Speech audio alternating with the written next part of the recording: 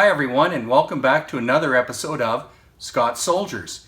If you've been following my channel, you know that I focus on Canadian military history through my figures. This episode introduces you to my Canadian Parachute Regiment figures. Canada had, until the late 1990s, a parachute regiment, and while the regiment has been disbanded, it is still possible to recreate it through the purchase in the toy soldier market. So stick around and see how I've tried to find ways to have a set of figures dedicated to that regiment. As an aside, this is the 50th video, yes 50th, and the anniversary of the channel. I hope you've been enjoying the glimpses into my collection and my collecting experiences. With summer upon us here in the Northern Hemisphere, and a shout out to those in the Southern, I'm going to take a break, a little summer holiday to recharge, but I will return to continue sharing with you what remains of my collection and the journey of collecting. In the interim, don't hesitate to revisit any of the previous episodes or share them with a friend who maybe hasn't seen them yet. A big thank you to everyone for your support and encouragement and your subscriptions and likes. Cheers! About a decade ago, we were in London and we stopped at Tradition of London on Shepherd's Market. For those of you who can recall the storefront, it always had a great display of Tradition figures, King & Country, and other makers. Like another store called Under Two Flags, the display was eye-catching, and for me on this occasion, it had a number of King & Country Operation Market Garden parachutists drifting down. Wow, it was well done, and you can imagine the figures suspended in midair while an action took place below. Well, I had to buy at least one set, and here it is, all boxed up, MG058. But I'm going to take it out and hang it up and see if I can create at least some of the magic of that window display. Included is a later purchase of the airborne containers used to transport supplies for the airborne troops once they landed. These are numbered MG066.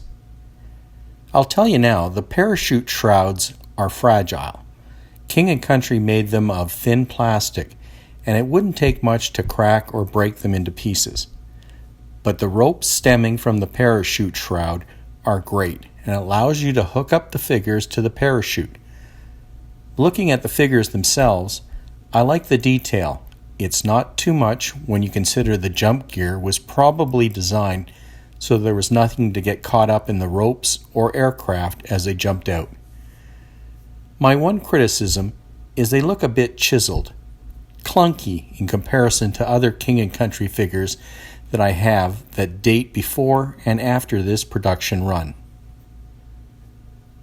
I spoke before of how the uniforms and equipment provided to the Canadian military pre, during, and post-war is largely identical to that afforded British soldiers, sailors, and airmen. As such, from a distance, both were largely indistinguishable. I think the same goes for parachute regiments, and these two paras could easily be from the 1st Canadian Parachute Brigade. In fact, with research of the Canadian paras, you could easily take these King & Country figures, add a little retouch paint, and convert them into Canadians. Heck, if you had some more of the paras, you could amalgamate them with the Canadian D-Day figures and have a real June 6th invasion. But me, I'm a day late and $1 short. This next set of figures is from the British Toy Soldier Company. The company entered into an arrangement with Scott Dummitt Presents a couple of years ago whereby Canadian military figures were provided from BTSC stock. If you want to acquire these figures, you will have to go through Scott Dummitt, but that's easy enough, and he still has a few sets left as of this week. These privates look terrified by the Sergeant Major barking at them.